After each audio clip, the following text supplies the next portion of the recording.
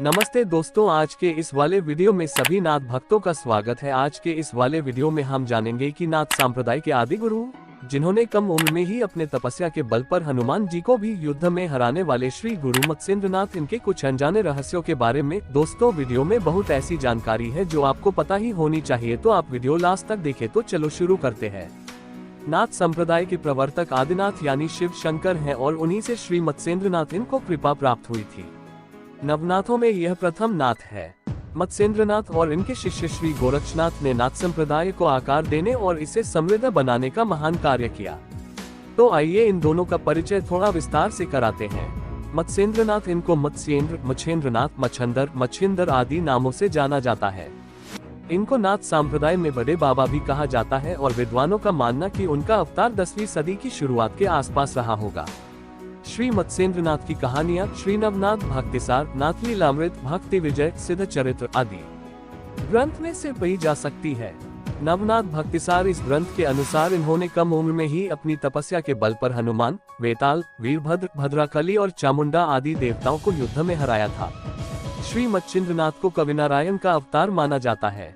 बचपन में उनका पालन पोषण कामिक नाम के मछुआरे ने किया था, लेकिन उन्हें मछली पकड़ने का उद्योग पसंद नहीं आया, क्योंकि उनका जन्म भी एक मछली से हुआ था। इसलिए वे वहां से भाग गए और सीधे बद्रिकाश्रम आ गए, जहां उन्होंने 12 वर्षों तक कठोर तपस्या की। उनकी असाधारण तपस्या को देखकर श्री भगवान दत्तात्रेय और भगवान शिव वहां प्रकट हुए। उस समय श्री दत्तात्रेय ने उसके कानों में मंत्रोच्चारण करके उनको पूर्ण आशीर्वाद दिया। इसीलिए उन्हें सर्वत्र एक ही ब्रह्म दिखाई देने लगा। बाद में मत्स्येंद्रनाथ और भगवान शिव और भगवान दत्तात्रेय व अन्य देवताओं के आशीर्वाद से शाबरी विद्या बनाई गई और उन्होंने कई देवी देवताओं के आशीर्वाद से यह ज्ञान प्राप्त किया। बाद में उन्होंने समस्त भूत गणों को और वेताल को युद्ध ने हराकर उनको नाथ संप्रदाय के कार्य करने का वादा लिया। बाद में मारुति के अनुरोध पर वे मैनाकिनी के साथ स्त्रियों के राज्य में सुखपूर्वक रहने लगे। यानी इसके पीछे कोई स्वार्थ या इच्छा नहीं, बल्कि मारुति से किया गया एक वादा था। आपको हम बता दें कि श्री मत्स्येंद्रनाथ एक योगी है। उन्होंने हमेशा नाथ संप्रदाय के उद्धार का और समस्त जीव सृष्टि के उद्धार का ही काम किया है। बाद में गोरखनाथ, इन्होंने गोरक्ष उन्हें वहां से अपने साथ वापस ले गए, लेकिन रास्ते में मैनावती ने मच्छिंद्र की झोली में एक सोने की ईंट फेंक दी। इसका एहसास होने पर चरवाहों ने ईंट सड़क पर फेंक दी। जब मत्स्येंद्रनाथ ईंट के खो जाने से बहुत दुखी हुए तो गोरक्ष ने सिद्ध मंत्र का जाप करके पूरे पर्वत को सोने का बना दिया।